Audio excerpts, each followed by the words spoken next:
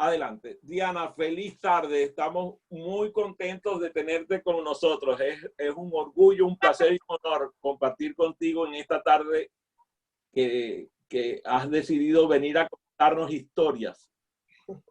El placer es mío, estoy feliz, feliz de verdad de estar aquí. Como decías hace un momento, la verdad es que el mundo es un pañuelo, es maravilloso que todos podamos estar aquí equilibrando horarios de diferentes partes del mundo, ¿no? Pero cuando hay interés al final, pues siempre se cuadra, ¿no?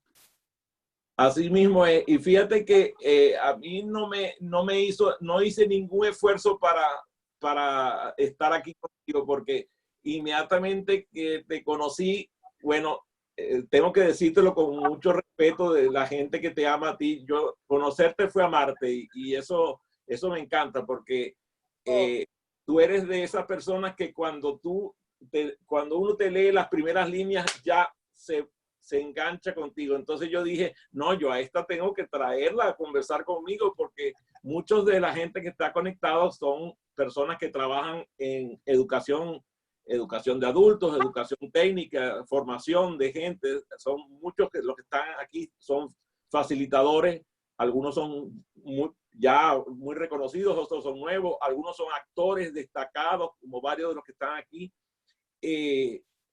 Pero todos tenemos una historia que contar y a veces no nos lo creemos. efectivamente, es así, es así. Todos tenemos historias incluso de antes de nacer, yo siempre lo digo, de antes de nacer ya tenemos historias que contar. Lo que pasa es que nos tienen que enseñar a contarlas, porque si no, no salen, no brotan. No estamos acostumbrados a hacerlo, entonces cuesta mucho. Antes de empezar, quería agradecerte tus palabras, porque de verdad que a mí contigo me pasó exactamente lo mismo. Nos presentó Gabriel, un amigo común, y bueno, también conecté con él desde el primer momento y contigo me pasó exactamente igual, así que es mutuo. Y es el poder del storytelling que engancha, es que al final el storytelling hay que aplicarlo a la vida personal también para enganchar a la gente, ¿no? No solo en el trabajo, también en tu vida personal.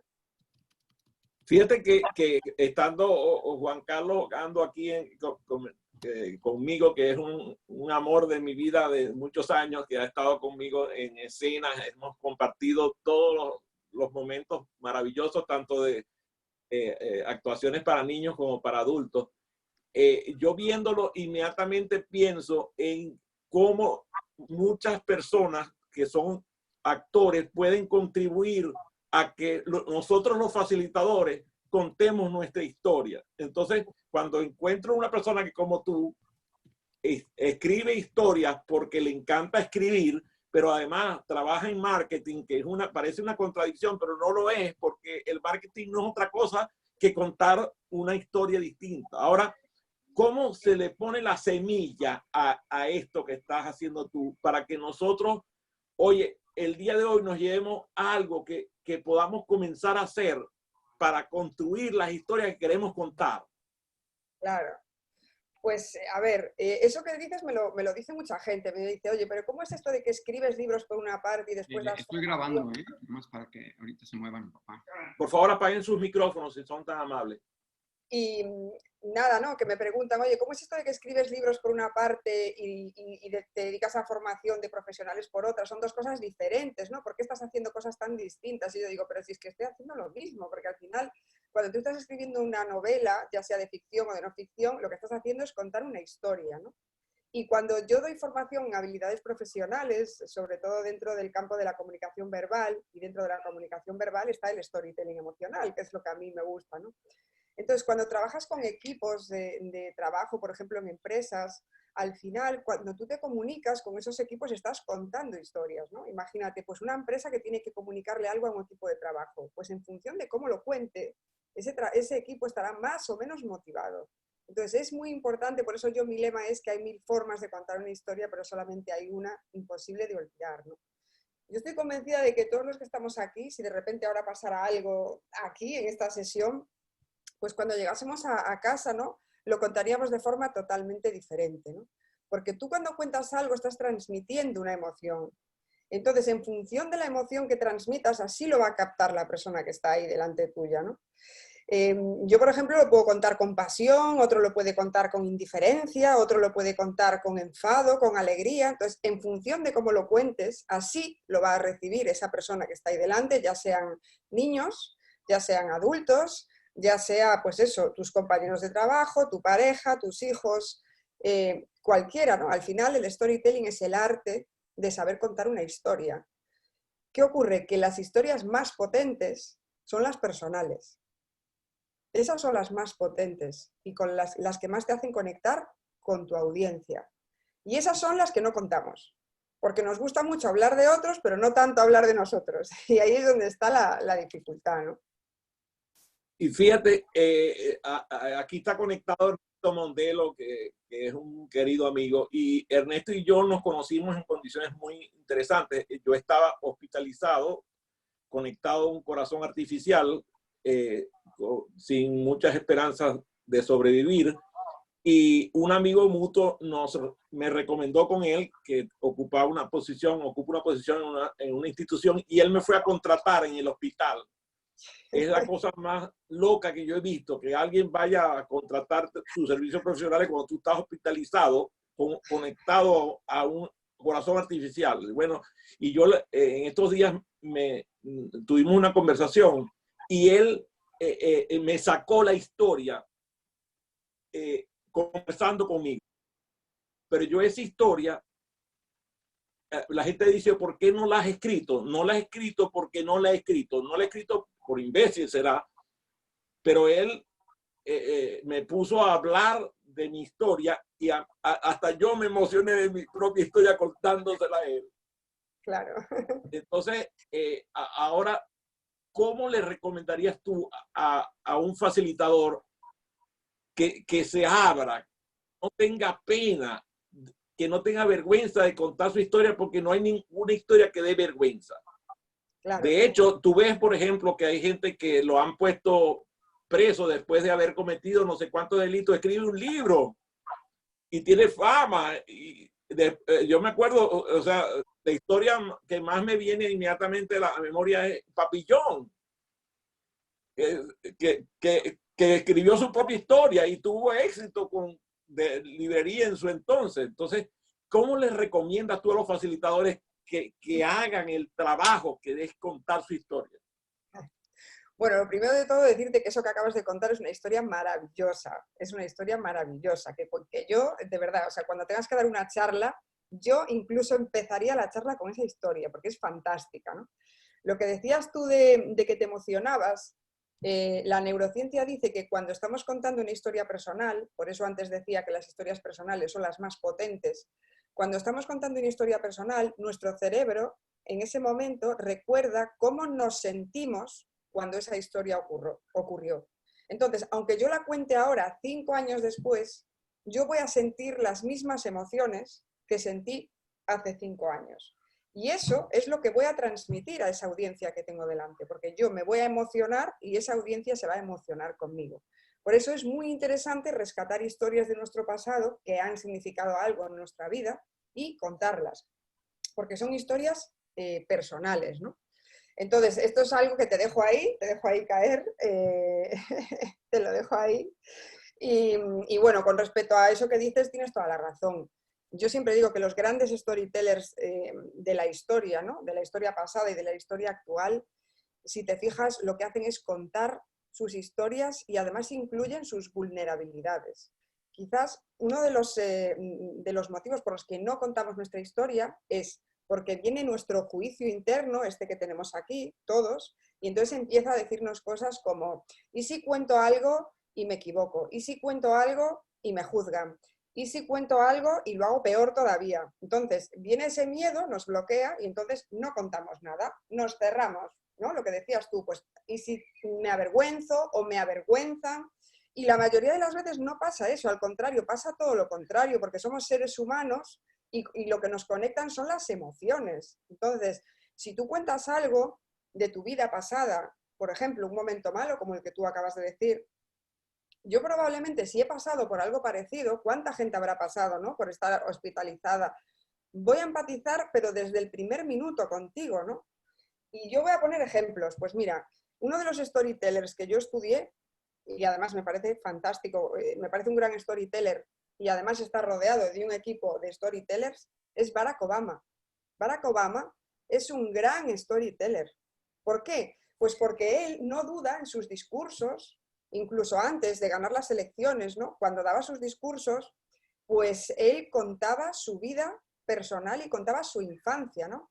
Él contaba, pues, los orígenes de su padre, los orígenes de su madre, todos los orígenes humildes, contó que había pasado penurias en su infancia, que se tuvo que criar con una madre sola, o sea, entonces dices tú, ¿qué necesidad tiene este señor que va a ser presidente de Estados Unidos y está aquí arriba? ¿Qué necesidad tiene de contar este drama, ¿no?, que vivió hace 25 años? Pues lo cuenta. Y el motivo de que lo cuente es para que la gente diga, wow, ¿no? Empatice con él y diga, ¿a dónde estaba? ¿A dónde ha llegado? O sea, fijaros la evolución de esta persona, ¿no? Entonces, es un ejemplo fantástico.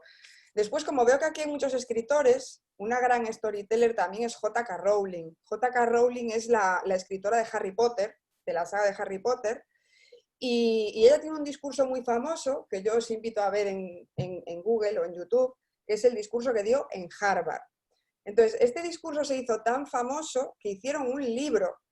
Del discurso hicieron un libro. Entonces, en este discurso, esta mujer, que ya era súper famosa, para que os hagáis una idea, es la escritora que más libros vende de todo el mundo, incluidos los premios Nobel de literatura. O sea, ella es la que más vende de todo el mundo. O sea, imaginaros los ingresos que tiene que tener esta mujer, ¿no? Bueno, pues en Harvard, cuando estaba dando este discurso, ¿de qué habló J.K. Rowling? Pues J.K. Rowling habló de que se crió con unos padres pobres, de que llegó a pasar hambre en su infancia y que ella sabe lo que es la pobreza. Contó que se separó muy pronto de su marido y se quedó sola con un niño pequeño. Contó, que esto sí que me parece brutal, que tuvo que llegar a vivir de ayudas del Estado, porque no tenía ni para alimentar a su hijo. Entonces, imaginaros cómo una mujer, ¿no? Alguien puede pensar, oye, ¿cómo una mujer así, que viene aquí a Harvard, ¿no?, que se supone pues que los alumnos que están allí tienen un nivel económico medio alto, ¿no?, y que además ella es una escritora de éxito, ¿cómo es que viene aquí a contar lo que le pasó aquí? Pues por lo mismo, porque lo que está buscando es conectar, es decir, ella dice, sí, yo ahora estoy aquí, pero yo antes estuve aquí, y sé lo que es estar aquí, y mi evolución ha sido positiva, lo que se llama el happy ending, ¿no?, en storytelling, es decir, empiezo con un problema, con una vulnerabilidad, con algo de mi vida personal que me ha enseñado mucho, y que gracias a todo eso he llegado a donde estoy ahora, ¿no? Luego también cuenta otras cosas, como que los libros los escribía en viajes de tren, y bueno, cuenta cosas que yo no quiero hacer más spoiler, porque os invito de verdad, si os gusta el storytelling, a que escuchéis el discurso, porque es fantástico, y da muchas pistas de cómo podemos sacar una historia nuestra personal y convertirla en una potencia, ¿no?, para conectar, para empatizar. Tú sabes que las grandes desgracias de la historia siempre han producido extraordinarios libros. Por ejemplo, yo venía analizando, ahorita que estabas hablando, por ejemplo, vemos cuando hubo la revolución industrial, produjo Frankenstein. La guerra con Irlanda produjo Gulliver. Y me voy a China y cuando ocurrieron las invasiones de los mongoles, también generaron grandes historias. O sea, vemos que las grandes desgracias producen grandes historias. Entonces estamos ante una pandemia. Estamos en una pandemia universal. Cada uno tiene su propia pandemia. Yo veo aquí a la gente y está cada uno en su confinamiento espléndido. Ahora, allí debería surgir una historia personal maravillosa. De hecho, fíjate, está mi querida Ana conectada desde su oficina con tapabocas porque está escuchando la sesión desde su oficina y tiene el tapabocas puesto. O sea, ¿cuándo en la vida se había visto que gente estuviera con un tapabocas en una sesión en vivo? Y tiene que hacerlo porque está dentro de la compañía y está con la prevención. Ahora te digo, dime algo que vas a contar tú de tu vida en la pandemia. Pues mira, un poco relacionado con lo que estás diciendo, cuando lo que tú dices, ¿no? En los momentos de la historia así más convulsos, pues han pasado cosas maravillosas, pero yo esto lo llevo también al campo personal, ¿no? Yo, por ejemplo, soy súper fan de Steve Jobs, me encanta, me he visto la película muchas veces y además lo he estudiado también porque también era un gran storyteller, ¿no? Lo que sí quiero decir es que con respecto al storytelling, cuando tú quieres contar una historia, o sea, los grandes storytellers, como estos de los que hablábamos antes, nunca jamás improvisan, nunca. Todo lo que dicen está medido y entrenado. ¿Qué ocurre? ¿Cuál es la clave del éxito? Que como el discurso suena tan natural, porque está empatizando, está emocionando, parece que es algo como que surge, pero jamás surge. O sea, todos esos discursos han sido escritos, han sido entrenados, y con el storytelling nunca, nunca se debe dejar lugar a la improvisación, ¿no? Nunca, porque así es como vas a conectar y es como va a tener éxito el storytelling, ¿no? Bien, y dicho esto, ¿por qué te hablo de Steve Jobs? Porque sabéis, los que lo seguís o lo seguíais, que este hombre, él además reconoció que uno de sus momentos más creativos fue cuando lo echaron de Apple. Cuando lo echaron de Apple, tal y como era él, ¿no? Con ese carácter que tenía, pues imagínate, o sea, imagínate, se le cayó el mundo encima, bueno, se puso, pero es que él dice que fue su momento más creativo con diferencia de toda su vida. De hecho, luego fundó pues los estudios Pixar, ¿no? y otras grandes empresas y volvió a entrar en Apple otra vez por la puerta grande, ¿no? O sea, entonces, yo sí soy partidaria de aprovechar las crisis a nivel personal para sacar lo mejor, lo que llevamos ahí dentro, ¿no? Yo no sé si a vosotros os está pasando, pero nosotros aquí en España que ya nos están empezando a dejar a salir, ¿no? O sea, estamos confinados, pero estamos ya en fase 2, o sea, es como que ya podemos empezar a salir, contactar con otras personas. Y yo me estoy encontrando, esta última semana sobre todo, con personas con las que tenía una relación habitual, pero nunca hablábamos de nada, ¿no? Y en esta última semana la gente se está abriendo tanto a contar sus historias, cómo está viviendo esto, cómo ha vivido esas 9 semanas de encierro que tuvimos aquí en España, ¿no? De encierro total, o sea, sin poder salir ni nada. Entonces la gente se ve que tiene necesidad de contar. Entonces ahora sí que te abres, ¿no? Porque es como que has llegado ahí, al fondo de ti, ¿no? Y te abres y lo cuentas, ¿no? Y dices tú, qué maravilla, ¿no? O sea, esta persona con la que llevo hablando X años nunca jamás me ha contado nada y ahora de repente se abre, ¿no? Y me cuenta, ¿no? Lo que siente, lo que la emociona, ¿no? Y bueno, pues yo creo que está siendo un momento muy bueno para eso.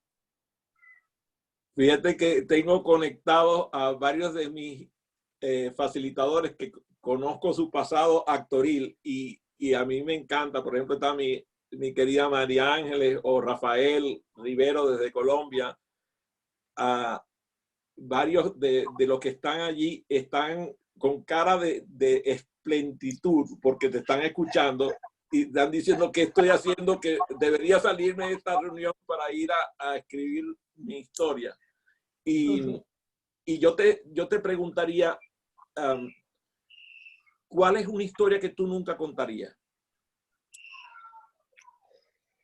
Que nunca contaría. Yo contaría cualquier historia personal siempre y cuando estuviera en contexto. Tampoco se trata de rescatar una historia que a mí me guste y lanzarla en un contexto que no tiene sentido, ¿no?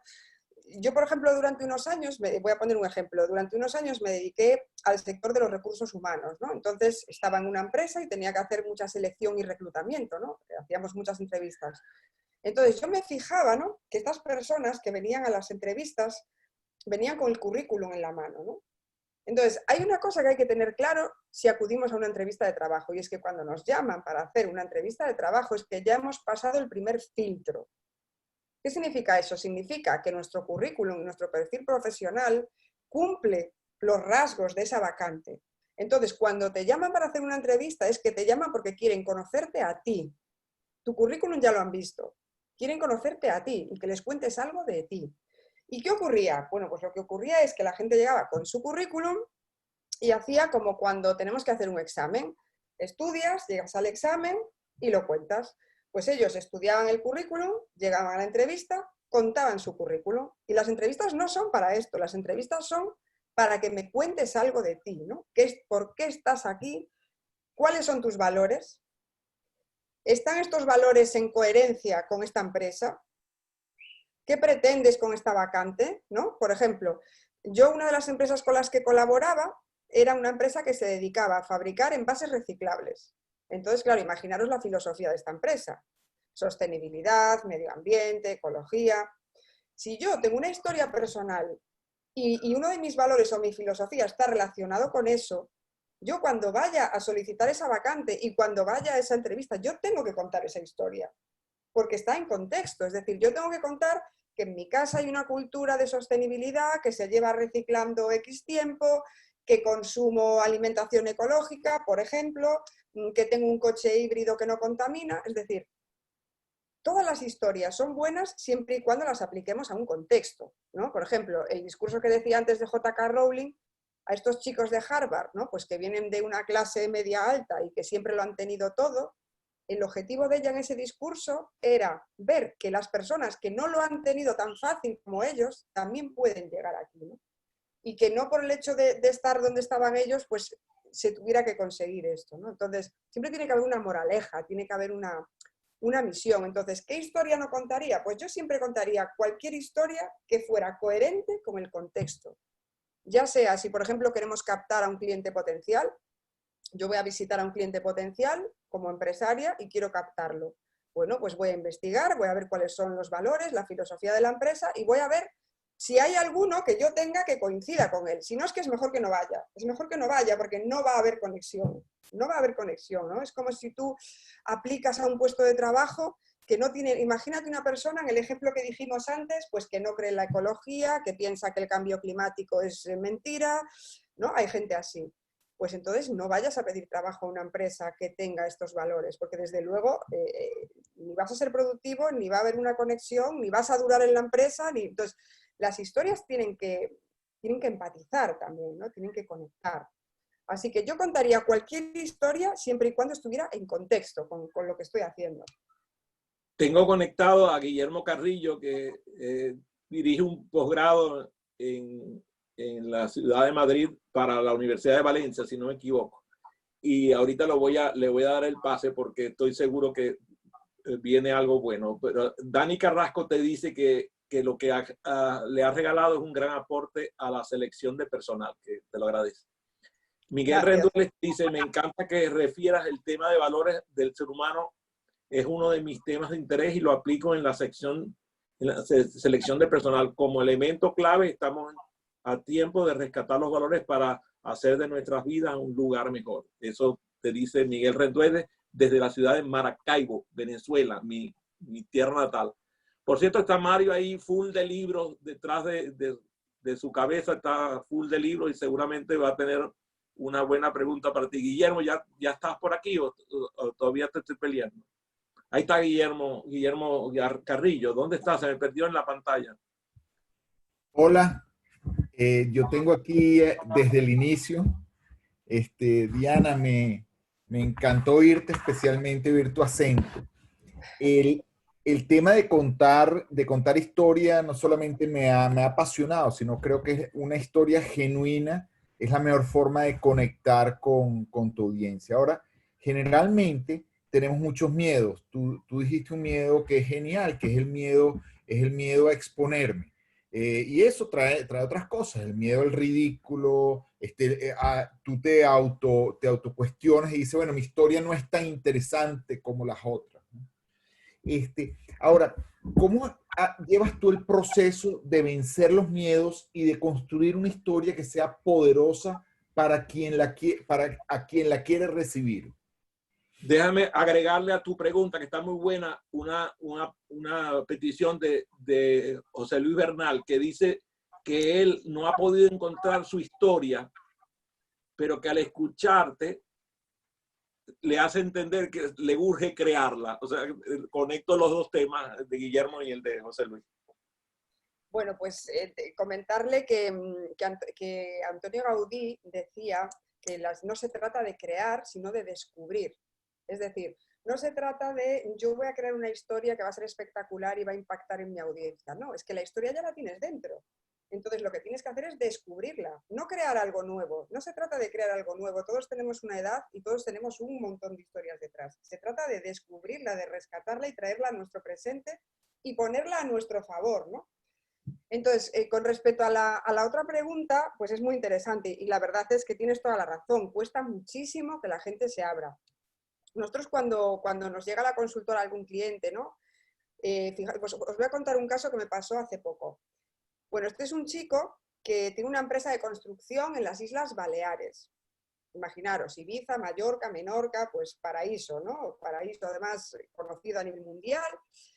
Bueno, pues este chico llegó, tenía una historia detrás tan increíble, increíble. Entonces tú aterrizabas en su página web y lo que veías, ¿no? En la historia, sobre todo en la pestaña sobre mí o la pestaña sobre nosotros, que es donde yo digo que tenemos que contar nuestra historia. Entonces él contaba cosas como los materiales que utilizo son de la mejor calidad y aspectos técnicos de sus productos, y es que a la segunda frase estabas ya pensando en lo que ibas a hacer al día siguiente, ¿no? O sea, ya es que no estabas ahí, ¿no? Entonces, hablando con él, le decía, Carlos, tenemos que trabajar esto porque tenemos que trabajar tu historia, pero yo no sé, ¿yo cómo hago, no? Entonces, ¿qué hacemos? Bueno, yo soy muy fan del análisis DAFO. El análisis DAFO, que se utiliza a nivel empresarial, que son debilidades, amenazas, fortalezas y oportunidades, yo lo que hago es lo aplico a la persona. Entonces, hemos creado en la consultora un cuestionario que está, creo que son 25 preguntas, porque las vamos cambiando, y son preguntas que te sacan de tu zona de confort desde la primera, porque son preguntas que no estamos acostumbrados a contestar. Es decir, es como, yo lo llamo como un viaje al interior, ¿no? Un viaje de autoconocimiento, sobre todo cuando te llega ese cliente que te dice que él no tiene ninguna historia, ¿no? Entonces, sí la tienes y ya verás cómo la tienes. Entonces, le pasamos ese cuestionario, le dejamos tiempo para que lo conteste y salen historias increíbles, pero de verdad, o sea, tan increíbles que ni siquiera luego ellos sabían que tenían esa historia, ¿no? Este ejemplo que os decía del chico constructor, bueno, tenía una historia detrás increíble, llevaba 20 años en las islas. ¿Cómo había llegado ese hombre a esas islas, ¿no? Una historia tremenda, tremenda, emocionante también, ¿no? O sea, un desarrollo personal, un desarrollo profesional, todo eso salió en el cuestionario. Pero es que además, fijaros, lo poco que nos valoramos, solemos tener muy mal concepto de nosotros mismos y eso hace que nos bloqueemos y que no contemos, ¿no? Entonces este hombre me decía, claro, es que yo quiero atraer clientes, ¿no? Y de repente me dice, bueno, yo es que hace unos años me llamó Paco de Lucía, que bueno, para los que no lo conozcan, pues fue un músico español, ¿no? Conocido a nivel internacional, que ya falleció, y me llamó y me dijo, Carlos, quiero hacer una casa en Mallorca y quiero que me la hagas tú. Entonces, y dije, pues es que aquí tienes tu historia, ¿no? Es decir, tú llevas X años trabajando. Una persona como este hombre se ha puesto en contacto contigo porque le han hablado de ti, de tu forma de trabajar, y te ha llamado por teléfono y quiere que seas tú. Bueno, pero es que luego al final salió que le había hecho casas a Rafa Nadal, al tío de Rafa Nadal, al dueño de Chocolates Lindt. Y yo decía, pero por Dios, ¿pero cómo no cuentas esto? ¿Sabes? O sea, esto te da una autoridad, ¿no? Que todas estas personas confíen en ti, te da una autoridad en tu sector, que es que son cosas que tienes que contar. No me hables de tus materiales, de lo fantástica que es tu piedra, porque es que me da igual, o sea, es que no me importa, ¿sabes? Lo que me importa eres tú, ¿no? Confío en ti, si todas estas personas han confiado en ti, yo también voy a confiar en ti, ¿no? Porque ya te estás situando aquí. Y esto no lo contaba absolutamente. ¿Cómo voy a contar esto, Dios mío? Pues esto es lo que tienes que contar y estas son tus historias, ¿no? Y forman parte de tu vida. Entonces, hay que sacarlas. A veces cuesta, pero están ahí, hay que abrirse. No lo van a creer, pero se acabó el tiempo. Me van a odiar profundamente, pero se acabó el tiempo. Yo no me atrevo a cortar esta sesión. En serio, les pido a mis compañeros que están aquí conectados del programa de formación de facilitadores profesionales que se queden conmigo unos minutos más porque esto de verdad está demasiado bueno. Que me levantan la mano los que están de acuerdo con seguir. Si no, vi las manos levantadas. Muy bien, gracias por eso. Estoy esperando una pregunta de Juan Carlos que seguramente va a venir con una pregunta. Pero mientras tanto les digo, dice Dani, el miedo a parecer engreído contando lo nuestro pareciera estar presente. Miguel Rendueles dice, estoy seguro que esta pandemia nos traerá, nos hará crear una propia historia que contar porque hemos aprendido muchas cosas. Ojalá. Dice José Luis Bernal, dice, me ha pasado que cuando escucho las historias de otros emprendedores hablan mucho de que tuvieron una vida difícil alcanzando el éxito sin apoyo de nada. Mi vida, gracias a Dios, ha sido bendecida. Entonces mi historia de éxito no he podido relacionar con los demás que han luchado mucho por el éxito. Dice Mario, bueno, ¿cuántas veces podemos usar una historia? ¿Cada cuánto debemos cambiarla? ¿Cómo saber la audiencia correcta para usarla? Oye, este Mario se puso grosero de preguntar tanto. Es solo de arranque de conferencia. Fíjate, aquí me atrevo a decirle, cuando él dice que cuántas veces podemos contar una historia, yo conozco extraordinarios conferencistas que son famosos precisamente porque repiten la misma historia cuando comienzan y eso los hace famosos. Así que yo creo que ya ahí le regalo una respuesta de las que está pidiendo Mario. Adelante con las preguntas de Mario, Diana. Ya vengo con Juan Carlos. Bueno, pues lo primero que me decías de caer en ser ególatra, ¿no? Por ejemplo, cuando dices un discurso, pues este es uno de los errores que además siempre analizamos, ¿no? Cuando intentamos hablar sobre nosotros mismos, como no sabemos hacerlo, porque no nos han enseñado, no es culpa nuestra, es que no nos han enseñado, pues entonces yo le llamo el discurso de yo, me, mí, conmigo, ¿no? Y sí que es verdad que ese es uno de los errores que no debemos cometer, que son discursos ególatras. Seguramente todos hemos aterrizado en alguna página web de alguna empresa y nos hemos ido a la pestaña sobre nosotros, ¿no? Para ver la historia de la empresa. ¿Y qué solemos ver ahí en el 90% de los casos? Pues lo que solemos ver es nuestra empresa con 20 años de trayectoria, contamos con el mejor equipo de profesionales, hemos llevado 5 premios, esto es lo que solemos ver, ¿no? Entonces, aparte de que ya estás pensando en lo que vas a hacer después, es ególatra, es yo, me, mí, conmigo, mi empresa, mi equipo, mis profesionales, mis premios. Entonces, esto no va a conectar con nadie, ¿no? Entonces, la historia hay que saber contarla. Y ese es el arte del storytelling, que te enseña a cómo tienes que contar tu historia para conectar, ¿no? Al final, yo siempre digo, lo importante no es la historia. La historia puede ser mejor o peor, pero lo importante es cómo la cuentas, para no caer en esos errores, ¿no? Y luego eso que me decías que me llamó la atención, ¿no? Esto es una objeción que nos comentan mucho la consultora, ¿no? Yo es que no tengo ninguna historia, por ejemplo, como decía este chico, ¿no? No, es que yo sé que muchos emprendedores han tenido dificultades, pero yo he conseguido llegar sin ningún drama, ¿no? O sin ninguna historia de superación. Bueno, pues siempre hay algo, ¿no? Siempre hay algo. Yo siempre pregunto, ¿cuál es tu clic? ¿No? ¿Cuál fue tu clic? ¿Qué fue eso que hizo que tomaras la decisión de dedicarte a lo que estás haciendo ahora mismo, en este momento? ¿No? Por ejemplo, yo soy emprendedora, pero yo hasta hace unos años trabajaba por cuenta ajena. Y hace unos 7 años decidí, yo tenía un puesto de trabajo fijo, bien remunerado, bien considerado. Yo dejé todo por emprender y por apostar por mí misma y sobre todo por ser coherente con mis valores, lo que decía antes, ¿no? Primero, creo que es muy importante que todos hagamos un autoejercicio para ver cuáles son nuestros valores, porque muchas veces no sabemos contestar a esa pregunta. ¿Cuáles son tus valores? Que, por cierto, es una pregunta típica de una entrevista de trabajo, o sea, que es importante trabajarla, ¿no? Uno de mis valores es la libertad. Entonces, eso fue lo que me llevó a mí a tomar la decisión de emprender. No quería estar atada a ninguna empresa, no quería estar atada a ningún horario, yo quería tener mi propio negocio. Y yo sabía que uno de mis primeros valores era la libertad y fui coherente con ese valor y decidí emprender. Mucha gente de mi entorno no lo entendió. Mucha gente de mi entorno no lo entendió. ¿Cómo dejas un trabajo? Pues porque es lo que es uno de mis valores, que no tiene por qué coincidir con los tuyos, pero sí es el mío. Entonces, yo siempre digo que después de tener a mis 2 hijos, emprender fue la mejor decisión que he tomado en mi vida. En mi vida. A pesar de haber perdido esa estabilidad de un salario fijo, de una estabilidad, para nada. O sea, yo es que me siento en mi elemento, ¿no? O sea, estoy haciendo lo que realmente pues tengo que hacer, lo que yo llevo dentro, ¿no?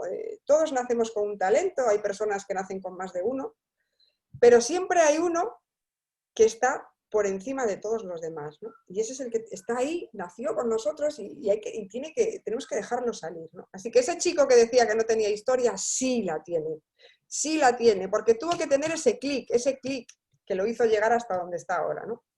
A mí me hace mucha gracia porque ese chico que acabas de mencionar se ha sentado conmigo y me ha apasionado contando mi historia y me parece muy cómico que cuando dice eso. Cuando dice Mario que cada cuánto tenemos que cambiarla, yo allí me sostengo en que mientras la historia produzca el efecto emocional en la audiencia, esa historia tiene vigencia. ¿Y cómo saber cuál es la audiencia correcta para usarla? Yo creo que hay que usar las gónadas.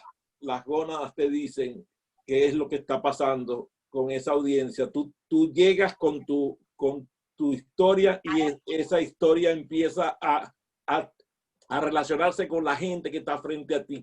Esa gente te empieza a pedir, dame más, y eso te está respondiendo. Si no te están pidiendo más es porque no le estás dando nada. Juan Carlos. Gracias, Adrián. Oye, qué emocionante escucharte, Diana, de verdad. Mil gracias por compartir, por tu generosidad. Fíjate, yo quiero compartir con ustedes y con el grupo. Nosotros formo parte de una agrupación teatral. Acabamos de cumplir 40 años. Lo que pasa es que empezamos cuando éramos muy chamos, pues muy pequeñitos. Nuestra agrupación teatral tiene como base la educación, porque quienes lo fundamos yo soy ingeniero y físico, mi colega y hermano Basilio es matemático, pero nos dedicamos a la docencia durante mucho tiempo y fundamos el grupo de teatro. Y resulta que descubrimos la extraordinaria herramienta educativa que es el teatro. Y a raíz de eso, durante 40 años, aparte de hacer, por supuesto, el ejercicio profesional del teatro como área cultural, yo me he dedicado específicamente al área corporativa.